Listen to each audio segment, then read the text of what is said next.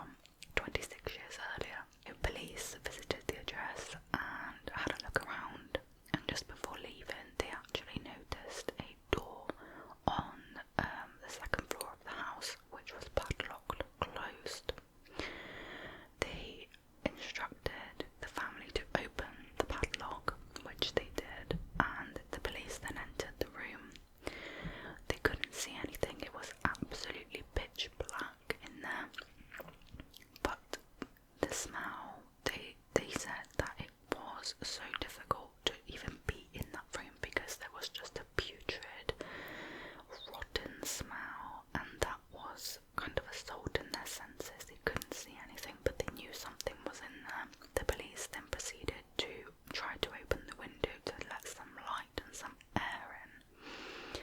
This was really difficult to do, so the windows were actually barricaded or stuck shut, one of the two, and they had to be removed from the hinges in order for them to be opened at all. As soon as they opened the windows, the curtains fell to the floor, and the room was then lit up enough for them to be able to see what they were actually dealing with. They were now able to see what was in the room. They could see a rotten straw mattress at the back of the room.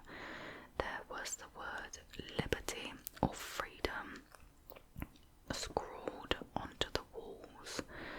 There were fragments of rotten meat, fruit and vegetables all over the floor or in the straw bed. There were bugs crawling all over the bed and the floors, and rats who had made themselves at home in that room. They were also able to see what looked to be human excrement on the floor with the rest of the remains of food rotten alongside him.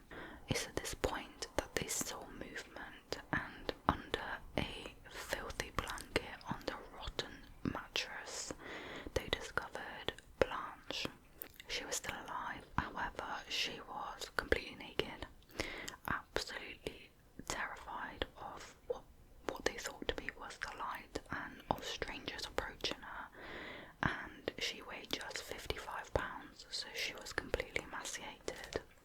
Throughout this time, Blanche's mother Louise was just sat in the living room acting shocked and surprised at what was happening in her home. The police at this point picked Blanche up in a blanket and immediately took her to the hospital, where she was weighed, and as I mentioned, she weighed around 55 pounds and she was around 52 years of age. In the first few days after being rescued, the hospital realised that Blanche was not able to form coherent sentences. She wasn't able to speak anymore, and that she was really, really frightened of being exposed to sunlight after having not seen the sun for around a quarter of a century. Blanche was given baths, and it is reported that she expressed her gratitude and how happy and nice it felt to be bathed and to smell the fresh air. They also had to shave Blanche's head because she was just covered in lice, and it wasn't salvageable, so they shaved her head, and she even managed to gain, I think it was around 20 pounds quite quickly, so there was no other reason for her to have been so thin than just the fact that she had been abused and starved for so long. At this point, Madame Louise Monnier and Blanche's brother Marcel were arrested and questioned. Marcel claimed that Blanche was foul, angry and often overly excited, and that she'd basically gone insane, and that is why she was up there.